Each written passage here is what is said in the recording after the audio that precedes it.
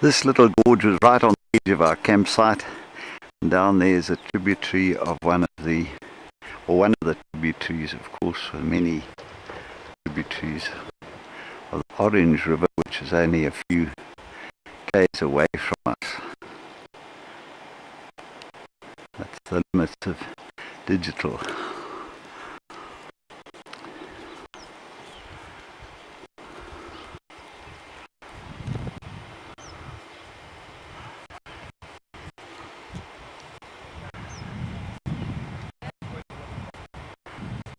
Up there is the track that we're aiming to take just now.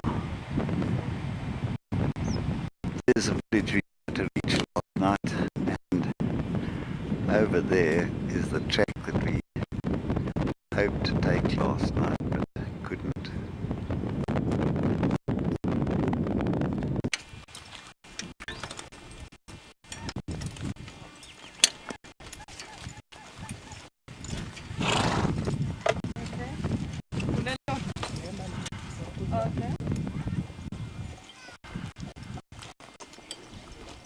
Here we are, we've arrived at Madiki and we're unloading next to Kim, a Peace Corps house, Peace Corps girls' house.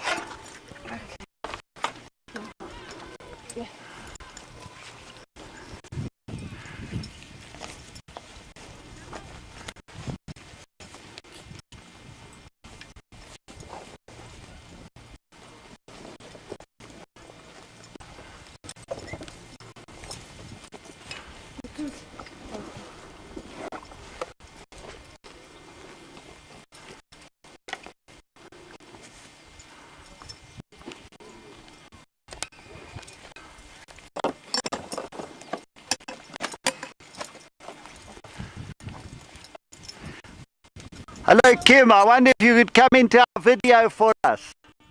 Hey Kim, could you come into our video, please? Did you put all together? It's been about since we left. It's been about a week. Okay. We left last top of Sani Pass. This is Shabbat down Drankensberg. We have living water, and living one to up past over the top. Yes.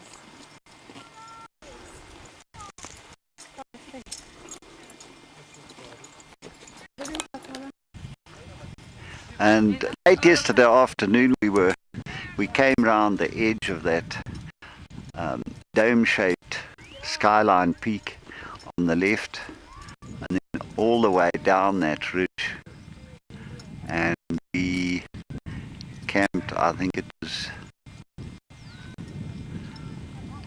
just over there last night. Sorry, it was just over there last night.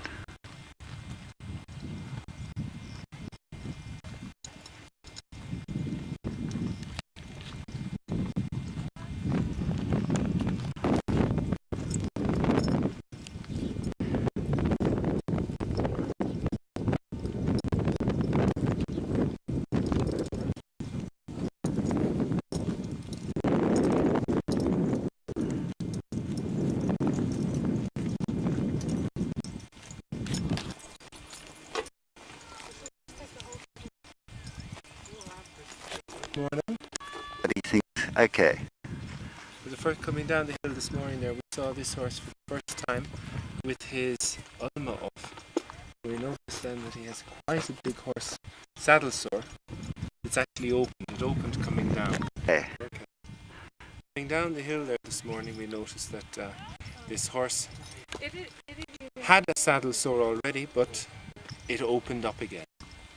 So Bill actually has some Jensen Violet, and we're going to put a little spray of it on this now. It helps to cure it. So we're going Okay, to Jill, you show. Violet. Shall I put it on? Oh. Just hold it because it stings.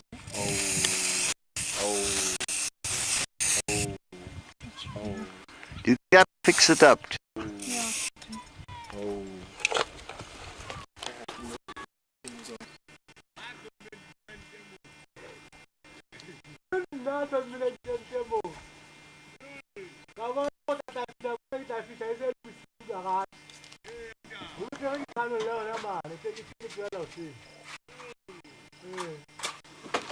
Filter.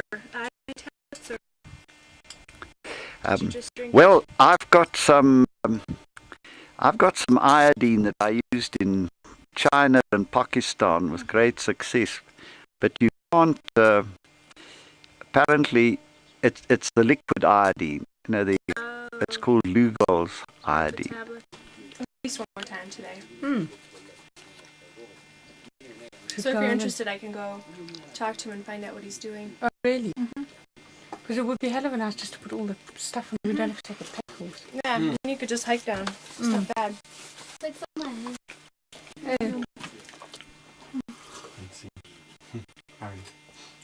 I came back after Christmas and there were all sorts of strange people here that I didn't know, and I think it's just the holiday. Oh, thanks, Kim. Thanks very Great, much. that's lovely. I'll be back. Created up top. So he's created lots of space, yeah. Here we are in Kim's house, Great wrangle. having a nice hot cup of tea after running out of tea a day or two ago. Kim's a Peace Corps worker working on education. Gillian, so you've been here several times, Jill. Probably 20 and then came down here. And who were you with then? One of the children I live with, children, which is a youth, and another youth from the village. So And Martin, you've been here several times too. No, I've been on the brow of the hill, just the other side. But I never took a horse quite as far as here in one day. Ah. I've had great intention of coming many times. Here's a nice little window in Kim's house. This is the sort of thing I call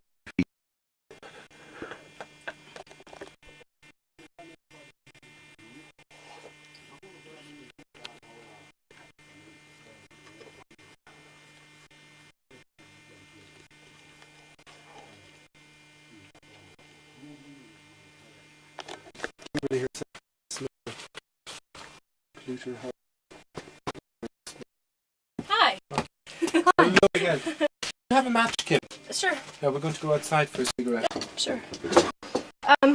He's just gone, but he's coming right back, which means We should probably walk 2 outside. hours. Yes. He'll be back right. up. The city's just going down, coming back up. Oh, right. You just have a climb. Yeah. It's about an hour down and about an hour. Right now, I'm particularly optimistic because I think I haven't been so long and Yeah. I haven't been discouraged by my teachers. But yeah, and I have a lot of things that I want to do this year. Yeah.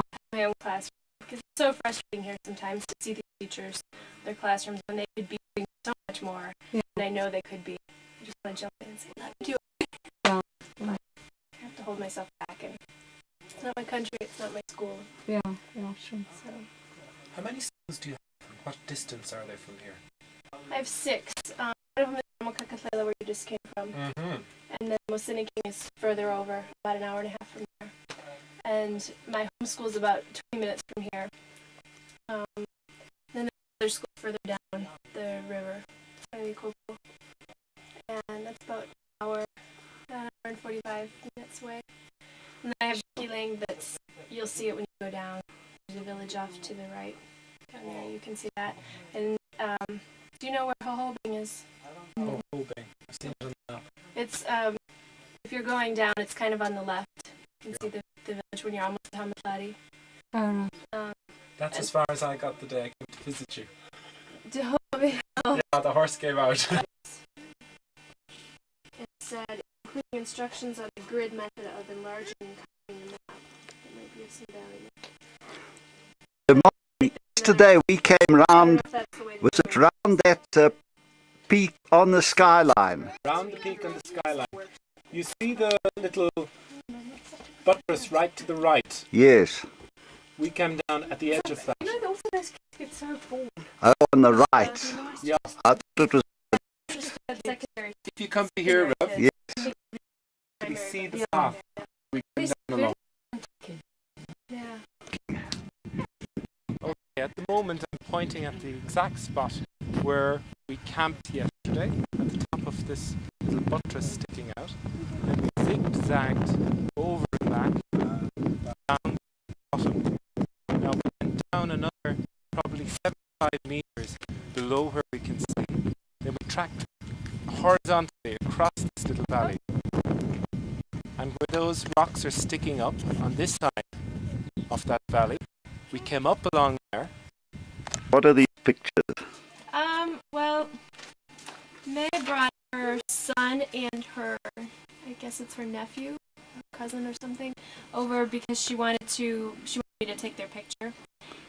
And her son, she's very into the traditional Basutu thing, so she has the beaded waist thing you can see kind of in this photo. See it? Oh, that's very nice. Yeah. Yes, So yes, she let's. wanted me to take a picture of that Yes. with her son. And I think it's to measure how much they're growing. But she brought it. Oh, that's the sort of my daughter's very keen on. Has got a big collection of that beadwork too. It's very, very beautiful. Yeah, so it's Yeah, not ridiculously expensive. it's not. No. And I think it would be worth it to just drive around and get the pictures that I want to get. You go up Sani Pass up front. Yeah. What is the name of this village? This village, Yeah. Tuiling. Can you point it out to me on the map? It's not here. It's Okay, look. Just looking up to see the local cave paintings, which are in a sandstone cave in that sort of rock down there. We are at this cave, King's Village,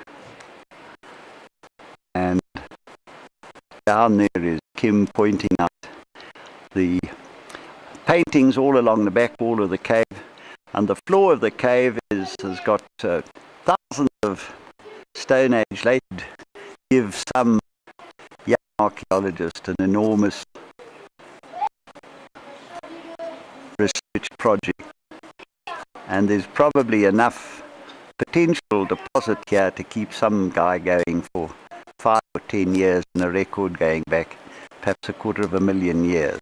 There are some of the very old painted eland in the cave, and Jill just pointed out that one there is actually upside down, and I leave it to my friends at the Wits research unit to explain why it's upside down. Okay, Jill is here showing the possible horse rump and tail.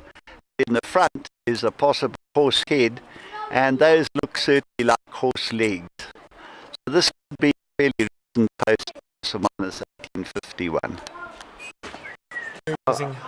Here using half of Rev's glasses, we can see what looks very like the rump of a horse and a horse's tail, but the front of this animal is very like an eland, galloping along, its legs crossed.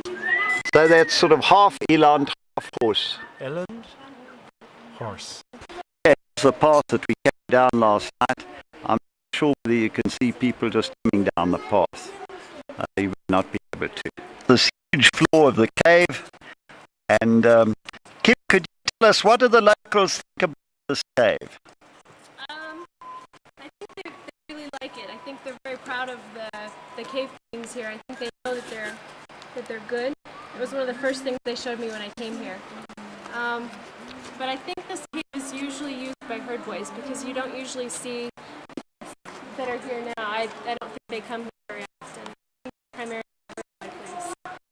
So it remains of the fire and So do you think that the local people actually help look after, conserve the paintings?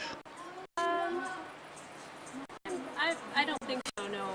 I mean, I think that they would like to if they knew something about it, and if they heard of something happening to these paintings, I'm sure they would come and investigate. I think most they just kind of leave it alone. I don't think they come. Unfortunately, the lower part of the cave floor has got a heavy drip coming off the wall, and this would have destroyed some of the material in the cave deposit, but there are dry parts of the deposit which should be better preserved. Far end of the cave has got some very nice human figures with details showing weapons and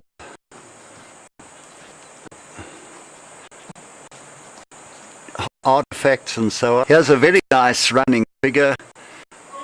This chap is running along with holding his bows and arrows in one hand, and you can see he's got some sort of headdress shown. He's got arrows, bow and arrows in one hand. He's wearing a feathered headdress or some sort of thing sticking out the back of his head, and he's got more arrows, 2 arrows in his front and the other hand. Now this chap behind him, as Martin just pointed out, is leaning forward, probably going to actually shoot an arrow, as you can see. Yeah. Also, he's also got feathers in his, or some sort of headdress, 3 or 4 strokes sticking out the back of his hair.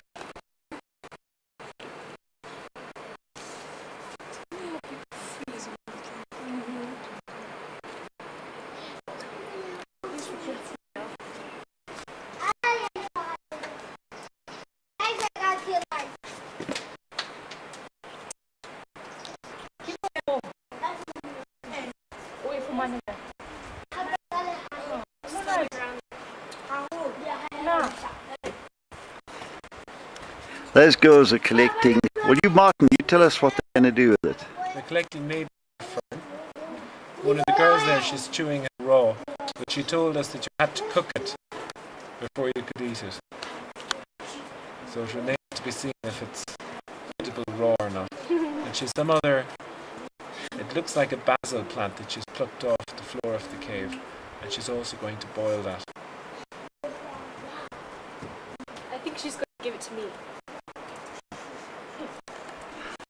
There's a close-up shot of the maidenhair fern. Porter. So we can see the, thank you very much. That's very nice. Nice hunter-gatherer activity going on present day. I'm shooting. Back up, left behind by Stone Age people in the cave that Martin picked up. There's one of the boys from Tim's village. Come to see the cave. 3.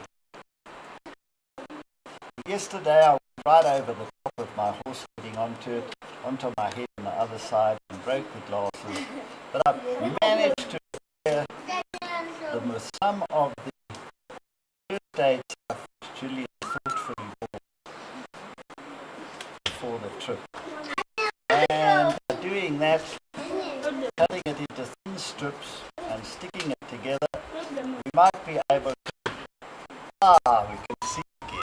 Isn't that nice? Perfect. And What more could you want? And I think not to be forgotten are Ev's bin jeans. We're seeing his very psychedelic underwear and up close.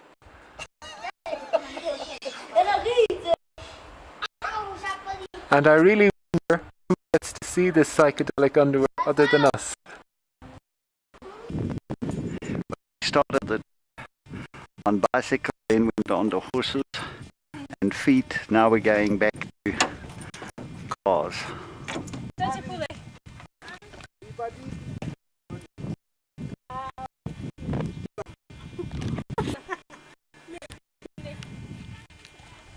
Hey, get those eggs.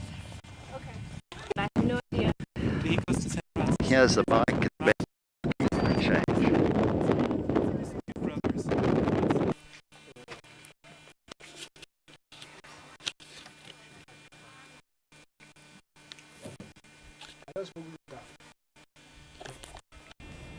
About an hour and a half later, we were in Martin's house at the mission, and Gillian whipped up a very nice lunch.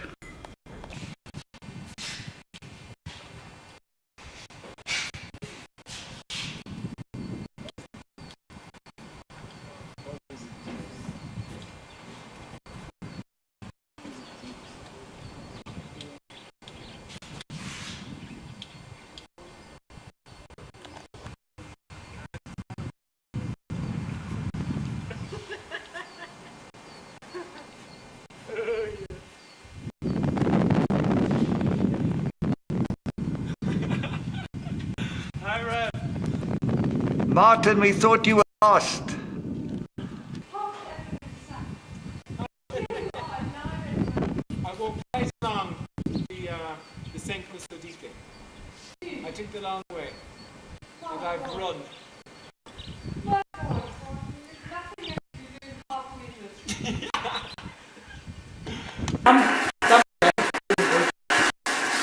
Here's Jill trying to get hold of the plane for flight Matatiele to Underberg for Sunday